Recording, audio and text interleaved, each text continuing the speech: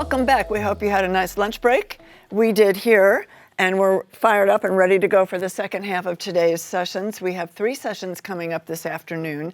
That, of course, is the run-up to tomorrow when we have another 7 sessions, and we hope that you're all planning on staying with us for all of those. This is CPA Practice Advisors, Ensuring Success 2025. I'm Gail Perry, Editor-in-Chief of CPA Practice Advisor.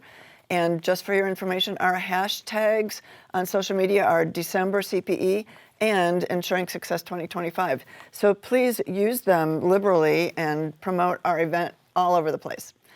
Okay, we want to take a moment to do a little bit of housekeeping just to let you know, if you're just joining us, all of our sessions are panel discussions, and they are discussions, and they're discussions with you too. They can be interactive. So if you would like to ask a question to any of our speakers or jump in the conversation with some fun information, you just go to the Ask a Question box at the bottom of your screen, right under the window where you see us, and that's where you can enter information that will come right to us on the set. If you're having a problem, tech problem or some other issue, you have a question about CPE or something, you can go to the top of the screen where it says info@ensuringsuccess.com, and you can email at that address, or you can text at the phone number that's on there, and we have people standing by to answer any problems so that you don't miss a minute of education and fun at Ensuring Success. This conference would not be possible without the wonderful participation of our sponsors. And I'd like to read them off right now so you'll know who they are. They are ADP, Avalara, Canopy, CPA.com, Digits, eFile4Biz, Field Guide, Carbon, Count, WriteWorks, SafeSend, SureLink, ValueInsights.ai, Walters Kluwer, and Xero. And in particular, we want to thank Canopy, who is the sponsor of this particular session. Just one other thing, housekeeping-wise, and that is CPE credit. If you're just joining us, here's how we do CPE here at Ensuring Success.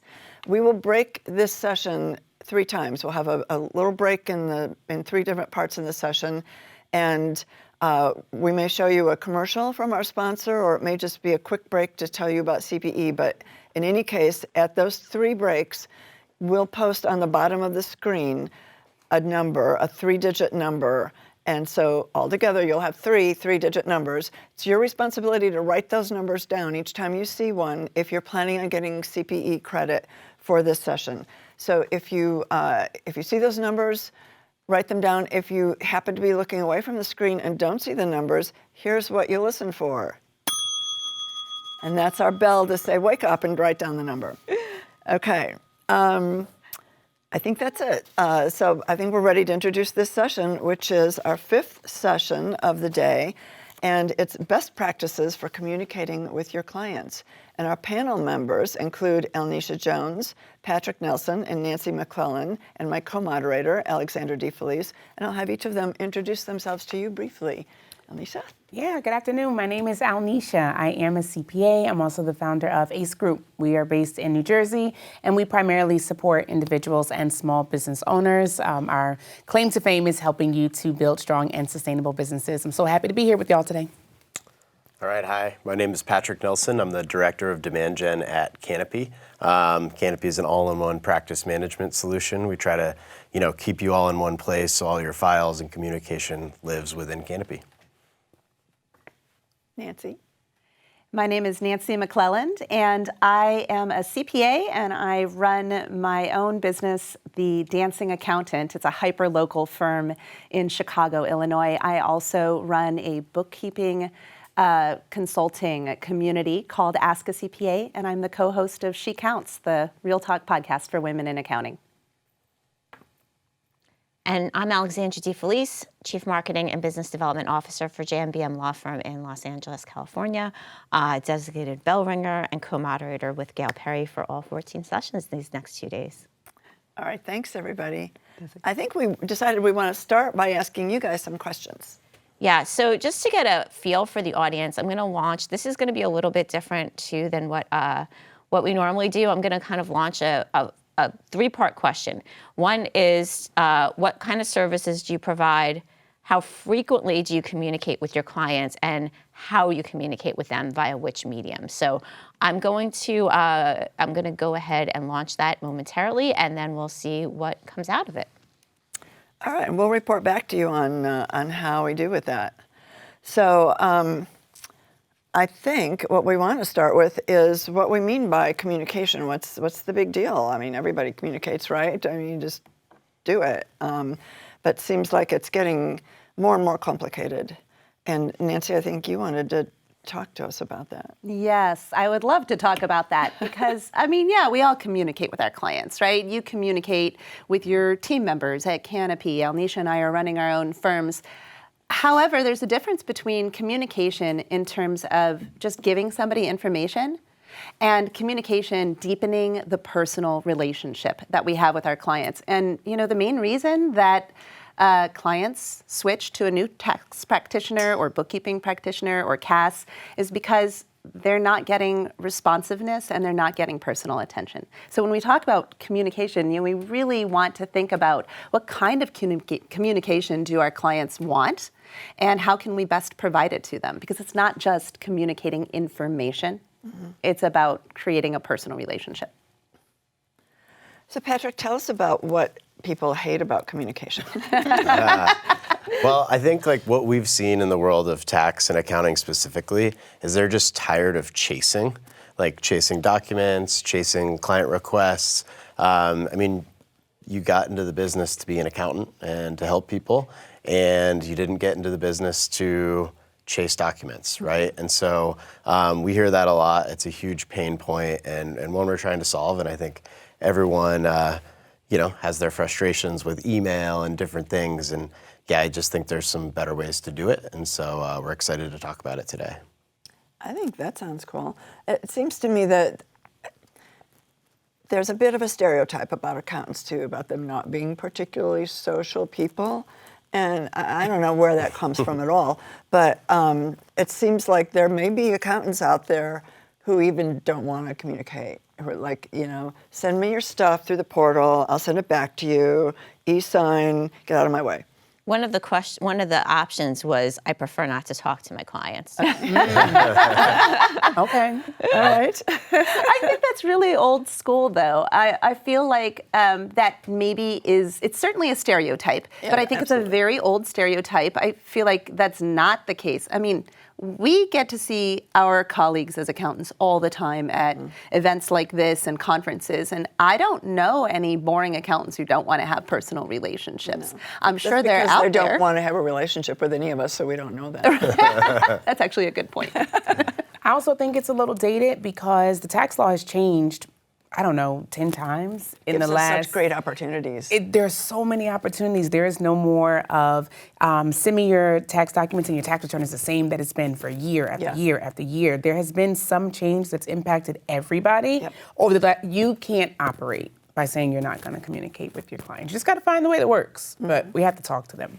I think so too. Yeah. Years ago, I taught a class on communication with clients, and it was really before we were doing much in the way of portals or any kind of document transfers or any ways other than very traditional email, even written letters that typed, put in the mail, snail mail. And I was introducing suggestions that, should you allow your clients to text you, or should you have a social media relationship with clients? And it was, the audience reaction was like, no way. And it wasn't that many years ago, but now things have changed a lot more because we have a lot more options, right? And people are more interested and attuned to using those options. So what kind of tools do you guys use for communication? Well, in regards to text, we do not do the text our individual lines because we are humans with lives and I believe in a little bit of separation, but we do allow you to text our landline. We have a platform that allows you to text the same number that you're used to calling us on, and that text goes to our administrative team. So it gives the client the flexibility to communicate in a way that is familiar to them without invading and impeding on our personal devices. I like to just keep those things very separate. But now, that is one amazing way to handle it, and I know a lot of people who do that. We handle it a little bit differently. We do give out our individual, each person in the company, if they want to communicate, we're not going to make them do it, but if they want to communicate with clients in that way, they give out their individual text number. But something that's interesting is that we've created a culture with our clients that it better darn be urgent if you're going to use that, because you have so many other ways to get in touch with us, and we've made it very easy for them. And we almost never have anybody abuse that. So I think that part of setting boundaries can be cultural, part of setting boundaries can be technological. Agreed. So should we see what our audience has to say? Right after taking a quick commercial break. Okay, sounds great. We're going to take a quick break, hear a little bit from our sponsor, Canopy, and then we'll be back with your first CPE code for this session, and we'll talk about what the results were of our survey. What if you could reclaim 50 minutes of your time? Not per day, per client intake. Canopy Intake makes it possible. How? Create tailored client requests in bulk with just a few clicks, then let AI handle the repetitive setup. No more endless copy-paste carpal tunnel. Hate chasing clients? We get it. So Canopy sends automated reminders for you. It's like you get to nag your clients without having to actually, nag them. And when Canopy's automated nags finally sink in and your clients are ready to log in, Canopy's client portal is an award-winning dream. AI-powered pre-fill means they don't have to answer and re-answer the same questions over and over. They just confirm or update. And then behind the scenes, Canopy AI keeps you organized, automatically renaming uploaded files to match your firm's naming conventions and linking them to the right tasks. We call it Smart Intake for a reason. 50 minutes per intake. We're not as good at math as you are, but even we know that adds up to hours of busy work saved across your team. Unclunk your client intake. Unclunk your firm with Canopy.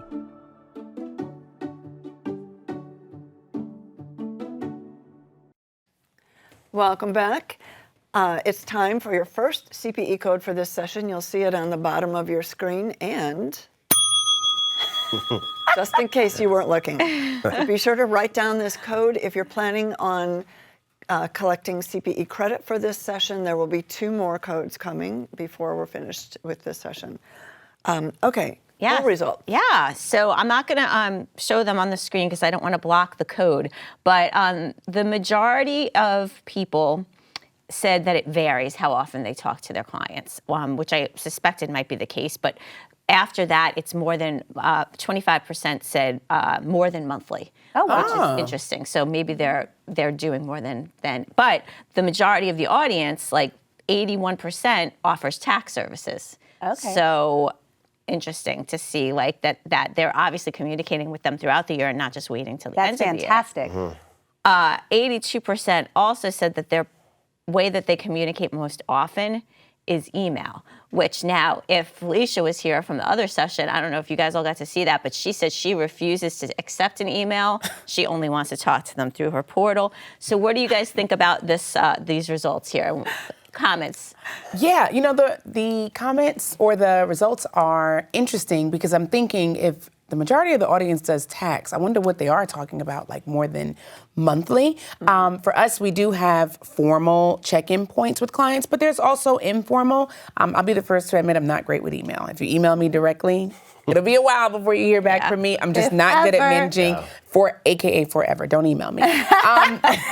But I do think it's important to check in with clients because you need proactive, communication in order for you to assist the clients. It's very difficult to get any sort of good help if you tell the person, you're a tax professional, you're an accounting professional, 6 months later, what you've done. But yeah, that's pretty shocking that it's over 80% tax, but also talking more than once per month. I'm impressed. And it makes me delighted because, the work that I do in Ask a CPA is working with bookkeepers who aren't getting that kind of responsiveness from the client's CPAs, and they have questions. And when the bookkeeper and the tax pro can communicate with each other. Now, at your firm and at my firm, I know we also do bookkeeping and accounting services for our own clients, but it's not that way at every firm. Yep. So I'm really delighted to hear that we've got some people who are proactively reaching out. So talking about this, how can you automate the process? I mean, where you're not having to think about, I better communicate with them or have monthly.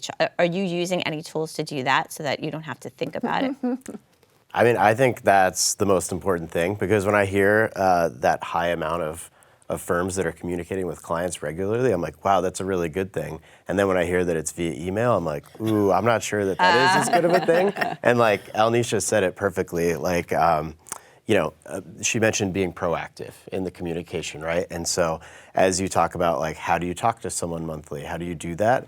I think it's segmentation of your clients. Understand who they are, what they care about, and give them that information, and that's kind of the expectation now. I think it's not blast everybody, it's give people the information they want and need and is helpful to them. And then you and I were talking at lunch today about how you can actually automate a big portion of that process. One of the things I spoke about at Intuit Connect this year was how we can actually use automation to deepen those personal relationships that we were leading with at the beginning of this session. A lot of people think about automation as being something that takes away from the personal experience. But if you're using automation, Canopy being a great example, we're using Double, and you're using... We use Asana, and we also use HubSpot. We swear by HubSpot as our CRM. Yeah.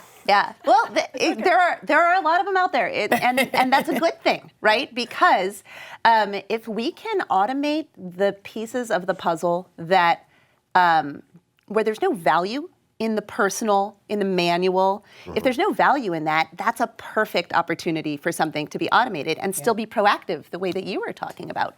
And that gives you more time to actually deepen the personal relationship through the things that can't be automated. Yeah. So a good example of that in the world of payroll, there's no value in you being the person to enter your or your client's employees' addresses into the payroll system. Like, that's not value added. But you can automate that, or you can have self-onboarding or something like that. And then you can have the personal element be create an automation that lets the admin know when their birthday is, and you write a handwritten card for their birthday.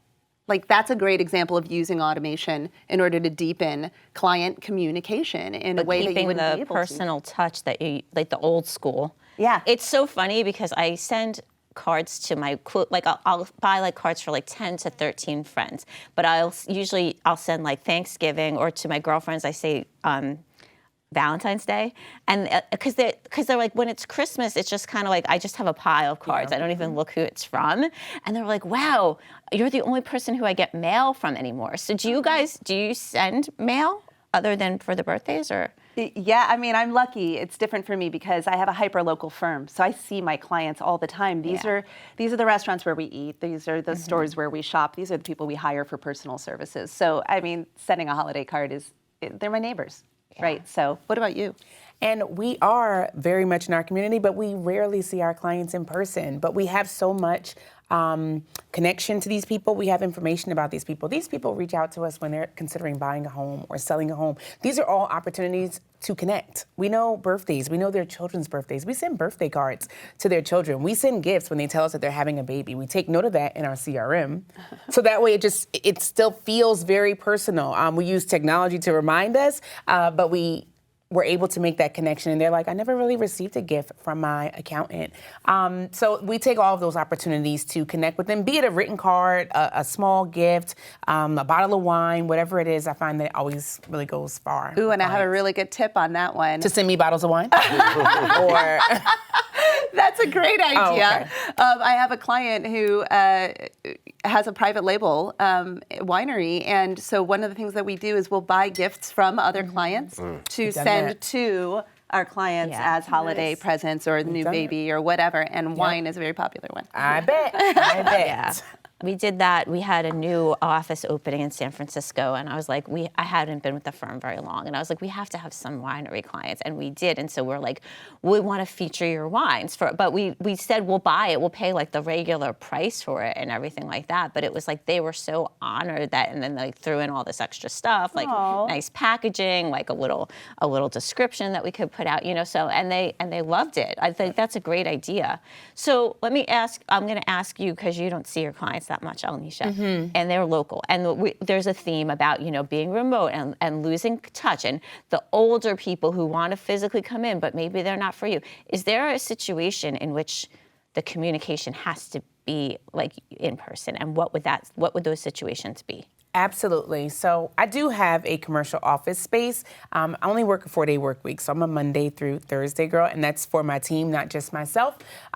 Most often, if we see a client in person, it is usually because they have like a resolution issue, like they're having a large matter that needs to be resolved, and there may be some trust issues with previous accountants. Relationships haven't worked the way they thought it would work, and I'm more than happy to see clients in person. It's just people are just so busy these days that we don't get to. But I have 2 clients who I see in person every year, and one of them brings me a mini sandwich from a local deli, and she brings herself a sandwich, and we have lunch together.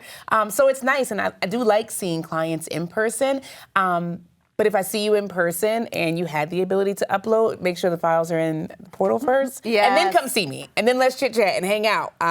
But get the files there. But yes, I do see some clients in person. There's usually a reason why, and I'm more than happy to see them. Yeah, there's always like that one client or that one bucket of clients, right? And I think one things that we see with those is like, hey, your systems have to be clean. Everything has to be easy to use and to adopt. If there's like 8 logins, you're in trouble. Agreed. So you got to simplify that process as much as Agreed. possible so that you don't have those outliers that, you have to spend all that extra time on. So there's some questions and comments related to this topic. I'm going to look at it now. One of the things is about setting expectations at the first engagement. So to either one, Nancy. Yeah. Again, we have a hyperlocal firm, but it is also 100% remote.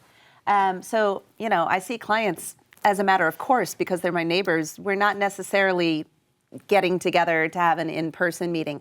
But that first meeting, I generally like for it to be in person because when they know who I am and when they know that everybody that they work with on my team has the same care for them as I do, it reminds them that.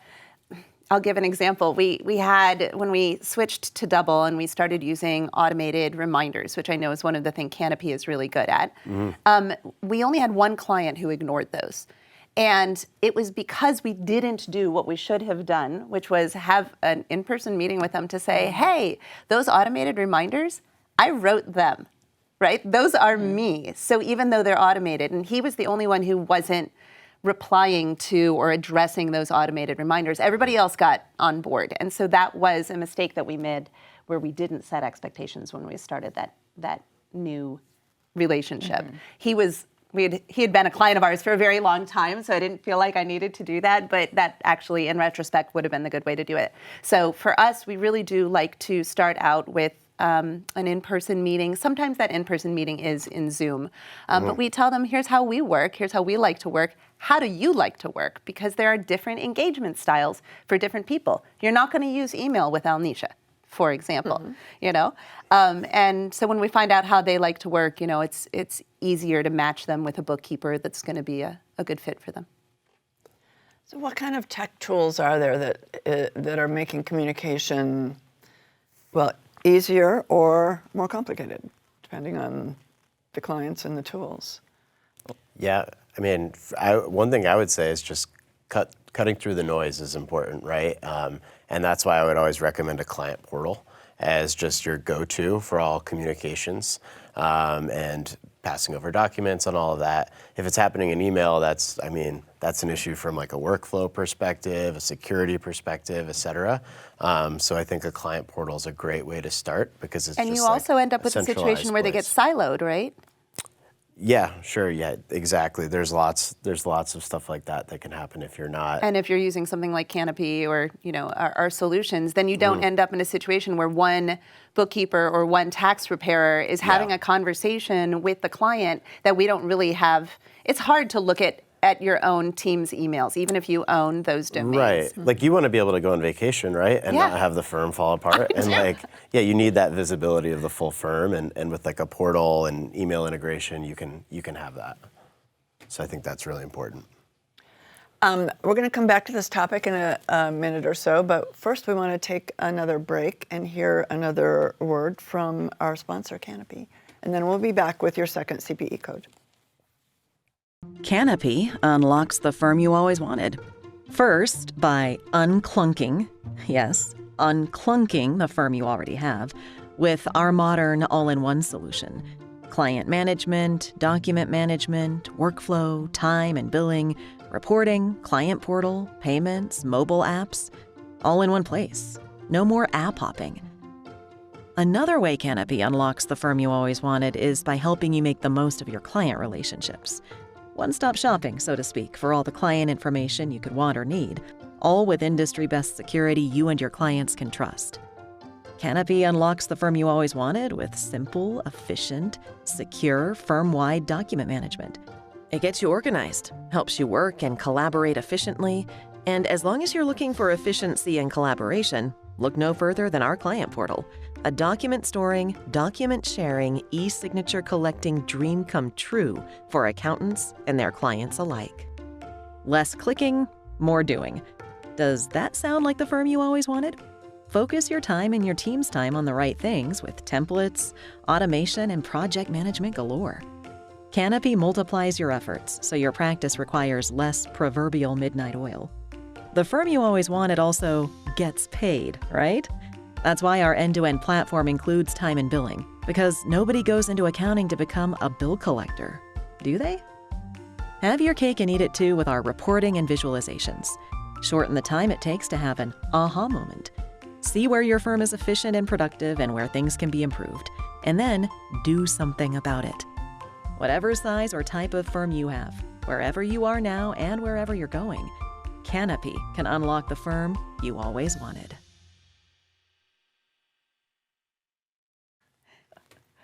Welcome back, and we're about to display on the bottom of the screen the second CPE code for this session. Be sure to write this down if you're planning on collecting CPE credit. There will be one more before the session's over, and then you'll have all the codes you need to get your certificate for this session. All right, so we've talked a little bit, quite a bit actually, about different ways to communicate with clients. What about different reasons for communicating with clients? We always need, like if it's tax client, we need to get with them at least once a year to get their tax documents.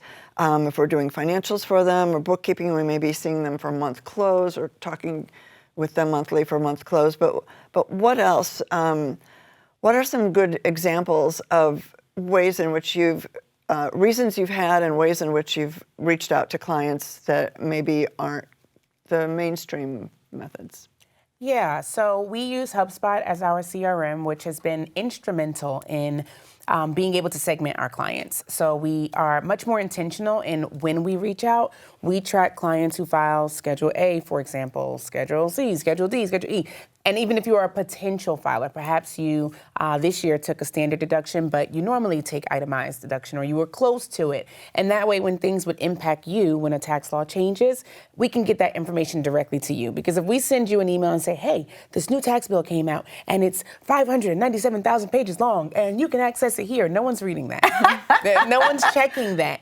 Or if we say, hey, here's every way possible it could impact you, that's useless information. But a client feels like you were thinking about them alone. If you say, hey, here's what we normally see on your taxes. Here are the parts of this tax bill that we think are going to be helpful for you. It feels like an individual communication, but really we already had these client groups formed in our CRM, and it takes us no time to put that together. I believe so strongly in templates and snippets, which is like HubSpot language. But these are essentially things that make sure that when we send something once and we need to send it again, we can always make it a template and we can send it out as needed. So I find that clients respond much better to individual information as opposed to any of these things can impact you. I also find when you send them too many things, they come back with too many questions because they don't know what applies. So send what applies and let the rest fly.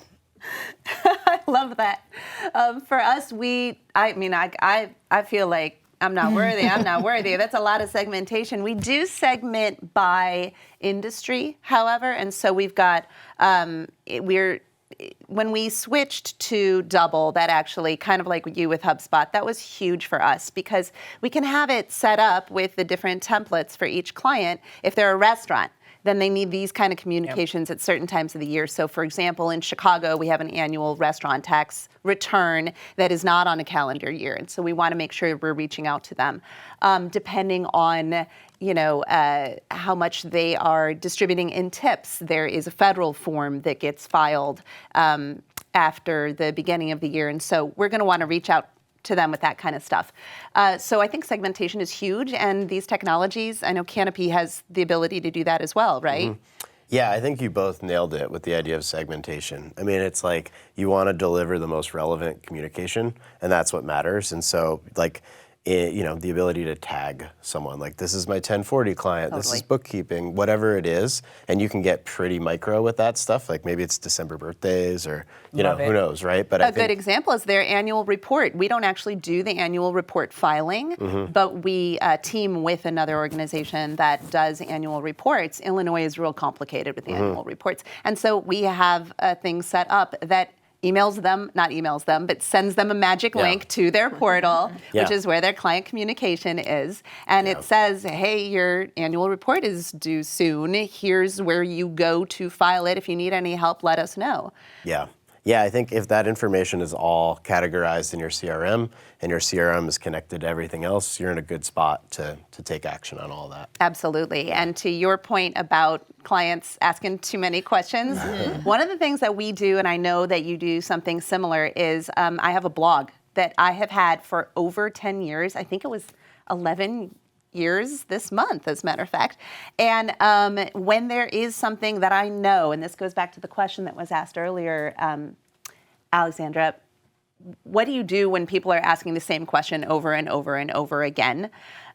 You write a blog post. If more than one person asks the same question, then I'm just going to write a blog post, or at this point, I can anticipate when they're going to ask a question. And it's usually going to happen when the new Chicago labor rules come out in July. And so I write up a post about it, and I make sure that everybody gets it. I don't include too much information. I've just got a TL, too long, didn't read. Here are the main points you need to know, and a link to the actual blog post if you want to learn more. Nice. And because we have to get AI into as many sessions as possible, are you guys using AI in any way to help with communication with your clients?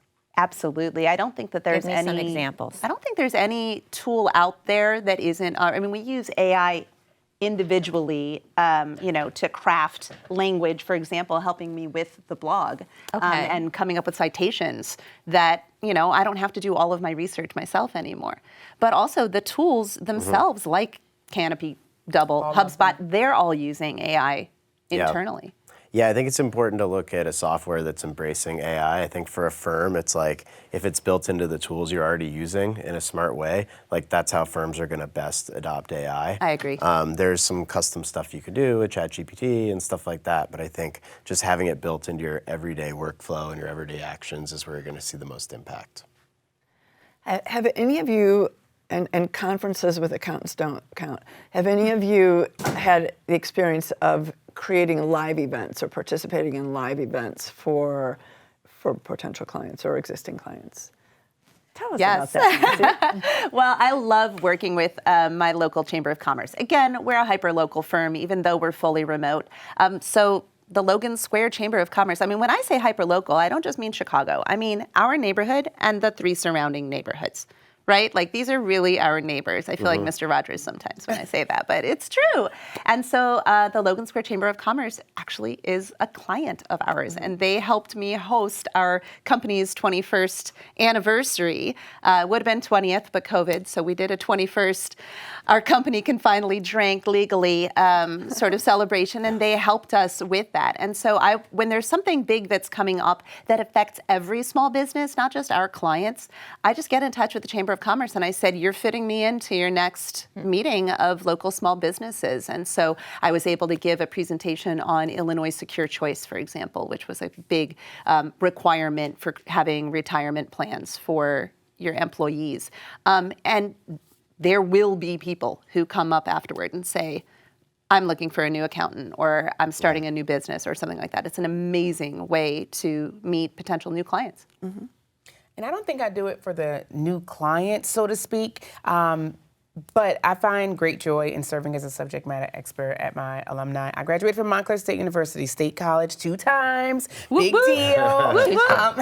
And I serve in their entrepreneurship and innovation department. And these are not just students, these are also entrepreneurs of all ages. And they're just trying to figure it out. And they've done a phenomenal job with the SBDC of putting together attorneys, accountants, you name the professional, they're there, and they get to have these meetings with us, and it's subsidized elsewhere. But I also get the pleasure of speaking about things I love, like financial empowerment and financial confidence, and how women win, and all those beautiful things. So yeah, that kind of stuff fills me back up and reminds me why I do what I do when we charge the other people, why that part of the business exists. Nice. So we talked a little bit about using portals for sending documents, and we've talked about you having CRM systems so you can organize and put your clients into pools based on a variety of different topics. And sometimes those can be the same system. They don't always have to be 2 separate systems. What other technology do you use that helps communicate with clients? Or no? What about your videos? You showed. So I was gonna say, I don't want to forget this because the portal thing. Just so we don't lose it, having it all in one place is a big deal. Because if your clients are sending information in a lot of different places, you're bound to miss something. If something's in someone's inbox, and I keep thinking about it and keep forgetting to say that to you. Yeah. But we use videos, Loom videos for almost everything. Similar to how Nancy does blogs, sometimes we'll just do a very quick video because then I can keep sharing that video out and we can put it into a snippet or a template and then we can send it because some people like to watch videos as opposed to reading a blog or reading an email. But videos don't have to be formal. We try to do just like one pass. If we you just record it in Zoom? Look right in the camera at Loom, right into your camera. Don't worry about the makeup. Don't worry about the outfit. Say it in one pass. It's okay if you stumble. They don't really notice. And then we tell them, watch it on 1.2 speed. If you're so busy, right, you can watch it from your phone. You don't have to log in, but we do it right from our computer in Loom. And Loom has AI built into it. Yes. And we'll transcribe it and put it into chapters if it's very long. Which works great for SOPs as well. So we use wonderful. Loom internally for creating videos so if there's something that I want to explain to our junior bookkeeping team, for example, or if I want to explain to our senior accountant or whatever, then when new people come into the firm, we actually have like a library, but their AI feature, if you are going through a process that's on your screen, you can create an SOP that is written, and then it reaches, whether it's your clients or your team members, the more engagement styles you can use, the more likely you are to reach somebody in the way that is their love language. The other video platform that I think is great, I've only used it with Zoom, but it's Fathom. It's like either it's linked to Zoom or something. I'm just an accountant. But it will summarize for you, and it will even take like clips of the video, so you could share that with someone, and if they just wanted to look at one specific part of a conversation or a process, they can click and just watch that short link, right? 50-second video, as opposed to having to like fast forward and go back and forth. But we use Loom videos for our client communications. We template our client communications for all of tax season. Those are drafted in November and December, and then they're just scheduled to go out. But we find that videos are watched way more than the emails are read. People will comment on the videos, so we know they're watching them. Oh, wow. Yeah, and we do it one neat. time, and we use it for the rest of the tax season. So that video is attached to every single proposal that goes out, even for a new client that joins us during tax season. And it's all the things we need them to know. Deadlines. When do we need your documents? How do you submit your documents? No, you cannot email your documents. No, you cannot drop your documents off. No, you cannot mail your documents in a much nicer way. But it's all in one place. They know exactly where to find it. And I have a really great way to phase people out of the different ways that they want to submit documents. I mean, we require people to scan their documents and upload them. That's the only thing that we'll accept. However, it took a while for us to get to that point where we were entirely paperless. And so I just said, sure, I'm happy to accept your documents without being scanned. There's a $145 scanning fee.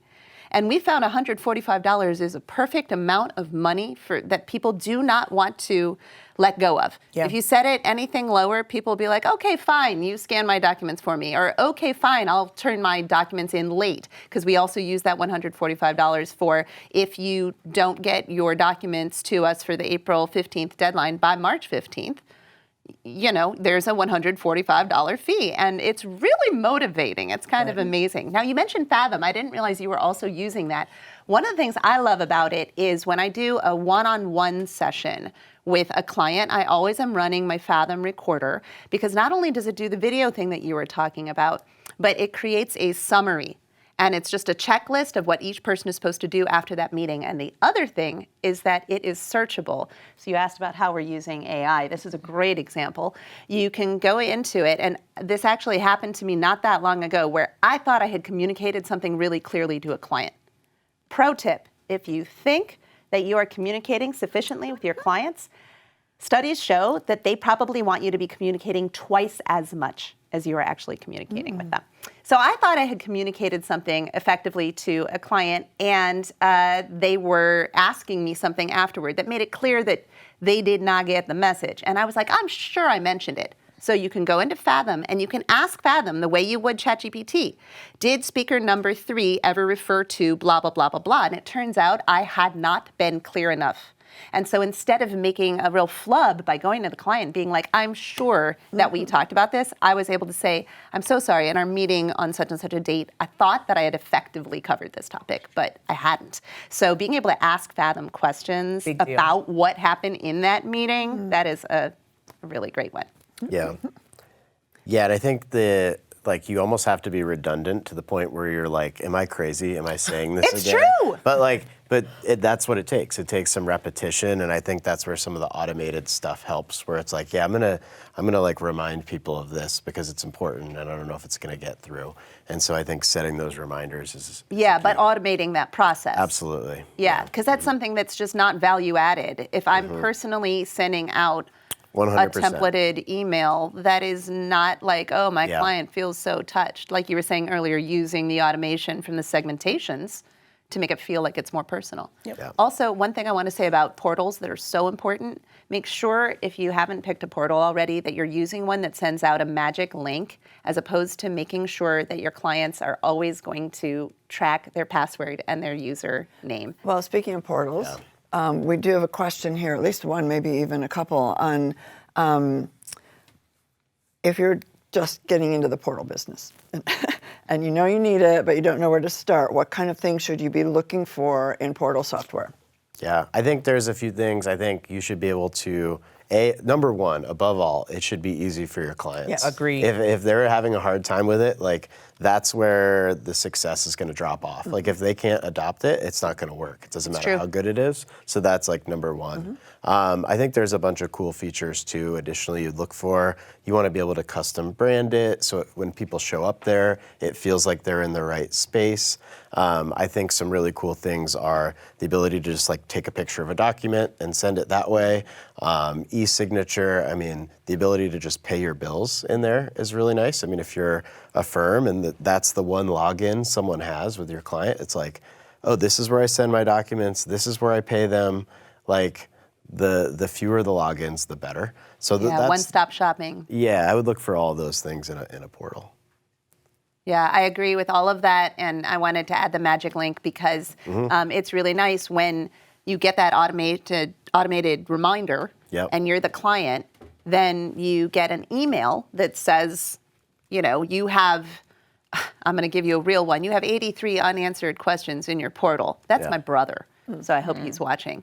He's the only one who's got 83 unanswered questions in his portal, and that's because he's my brother. But anyway, he'll get that email, but then there's a link on it that you click on, and it takes you to that portal because it's storing cookies in your computer. Yep, got to make it easy. Got to make it easy. Because we did have an experience with a portal that was not successful. So to this person who's saying they're new to portals, if they're not going to use it, then there's just no point. You've just wasted a lot of time and money, and the system that we used beforehand that required somebody to remember their password and their user login, it wasn't successful. Yeah.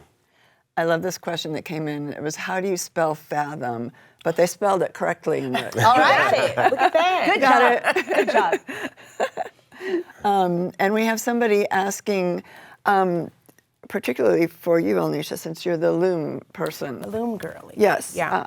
How do you sort them or organize them? Do you have a library? How do you categorize your looms? That's exactly what it is. We have a library. So we love Loom for training, as Nancy mentioned, and there was a time where we kept like a master sheet of processes, and this was a while ago, but it was like a Google sheet, and it was searchable because it was in a Google sheet, but every line was a link, how to do this, do this, do this, and you could search for it. Loom is actually pretty easy to organize, and you can like share videos with like team members, specific team members. But we use and love Asana. There is almost, for every Asana task we have, there is a Loom video. Sometimes the video is 15 seconds, sometimes it's 45 seconds. As I mentioned, it's very informal, but I find that it's very easy for someone to get in, and our goal is if we send you a video as a team member and you had no prior knowledge to what you were doing, you should be able to get through that task with 80% accuracy using the information provided there. You should be able to follow the video, pull it up, pause it, rewind it. So that's our goal there. But yes, we use Asana to save those sort of things. But we did start in a Google Sheet, and I think either one is It fine. works. Whatever works. It absolutely does. Yeah. So the way that we handle it, until we started using Loom, we were just recording Zoom videos. And so we just put that actual file in our procedures folder, and our procedures folders, each one of them, you know, we've got bookkeeping procedures, and then inside that we've got the different areas of bookkeeping where you would, you know, want to learn something. So it's easy to find that way, but we also name the files the thing that you would want the procedure to be named. And then you can just go into File Explorer and type in. So good example was the folder where I have how to calculate the AFR for a third-party loan. Is in there because that's something a junior bookkeeper can do. And I had it in a loans folder, but the loans folder was not inside the bookkeeping folder. It was somewhere else. So the bookkeeper couldn't find it. And I'm like, type in AFR in File Explorer, and it came right up. So that's making sure you're naming them what you want the person to be able to find, I think is key, no matter Google Sheet, Asana, however you're handling it, file system wise. Yeah. So I think we're going to pause just a moment, not another commercial break, but just post on the bottom of the screen the third CPE code for this session. So be sure to write this down if you're planning on collecting CPE credit for this session. This is the third of 3 codes. And I think before we wrap up, we want to maybe do kind of a rapid fire down the line here of what, if you were talking to an accountant who wants to move into the 21st century in their accounting firm and, you know, be more proactive with their clients in communicating and organizing, what are some takeaways that we could give them that they can start doing tomorrow? Or the day after, because tomorrow you're still going to be here watching. Good point. Thank you. Good point.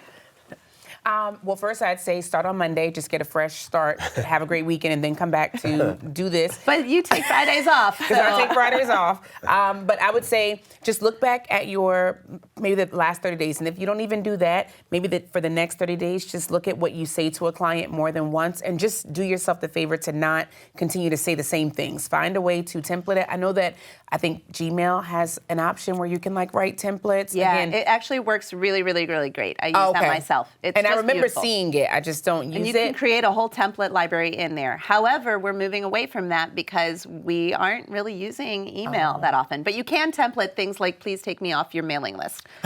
Works great. Nice. Everyone needs that one. But yeah, just find a way to not say the same thing over and over. It's exhausting. It takes up too much mental brain capacity. So if you were just looking for like an easy win, make that one your win. Okay, I'm gonna say, go into your process for client communication and force yourself to do it, and then maybe like force your grandma or something like that to do it, and like see where the gaps are and be honest about it, because I think it's easy to like implement a system and just assume that everyone's gonna get it, but I think you just stress test it and be honest with yourself about how people are receiving it. And mine is, I would love for everybody to take a look at all of their manual client touch points. Every time that you're doing something manually, ask yourself, and ask your whole team to do this as well, does it add value? is this adding value or could this be automated? If it's not adding value, and the example that I always give for this is, you know, when you're staying at a hotel and it's got the little thing on the door that says do not disturb and it says maid service on the other side? Can you imagine if we didn't have those? I was at a place after tax season this year where they actually had to chase us down and ask us if we wanted the room cleaned or not, right? Like that's a manual touch point, but it's not adding any value. In fact, it's creating an inconvenience. So I suggest to everybody that each time you're doing something manually, think about, is this adding value? If not, automate it. If it is adding value, keep it. Okay. And talk to your clients. They're your people. Like, ask them, do you like how we communicate with you? Would you like if it were more? Would you like if it were less? Just see what works for them. Pick up on the trends that you are seeing. We ask every client that comes to us, why are you here? If you had another professional, why are you here? It's communication, as we mentioned. But sometimes it's like, I couldn't find them on the phone. So let me make sure I explain to you how our phone calls work. Or I would send a bunch of emails. Like, you know, you can have direct communication with us if you just put a comment in the portal. Follow the rules. Right. Talk to your people. Sometimes it's a matter of a miscommunication, and other times you would get really good ideas about what is stressing your process. And other times that might have identified a good client that's not a fit for you, but might be a fit for a colleague of yours. And you can start a referral program and say, look, this is a really great client, but they're more comfortable communicating in this way, and that doesn't work for us. You don't have to keep every client. We have actually been aggressively downsizing over the past 3 years so that we're only working with the clients that truly bring us joy. And that might be a reason that it's not a good fit. And this is the third session that's been brought up. Really? So there must be a trend happening here. Yeah. To In get, an earlier session, we were talking about how to refer a not good client. Who do you want to pass that off to? I always send them, as a matter of fact, I have a Gmail template for passing somebody along who's clearly not a good fit for anybody that I would want to send them to. And it sends them a link to the IRS website and says, make sure that you're looking for somebody who is either an EA or a CPA. Okay. And Who will yeah, answer it's the a really phone. great way to do it because you're like, not my problem, but I don't want to just not send them anywhere. Right, exactly. Yeah, and it's an easier communication process if you're saying, this is going to be a better fit for you, rather than, see ya, I don't want to talk to you again. Yes, absolutely. We have been able to successfully rehome all of the clients that we had because they weren't bad clients. They just, for whatever reason, they weren't the right one for us. You had talked earlier about like what cadence people are communicating. Under, we don't want it to be less than once a quarter because we want to be reviewing their books and making sure everything looks beautiful so that we're not doing cleanup during tax season. Anybody who wanted less than once a quarter communication, bye-bye. But they were good clients for somebody who is okay with a once a year touch point. Okay. Well, thank you all so very much. Thank you, Canopy, for sponsoring this session. And we're going to take just a couple minutes break while we change the setup a little bit and move into our next session, which qualifies not just for CPE, but also for IRS CE credit. It is the One Big Beautiful Bill Act, the individual tax reforms part of that act. So we will see you at the top of the hour with that session. Don't go away.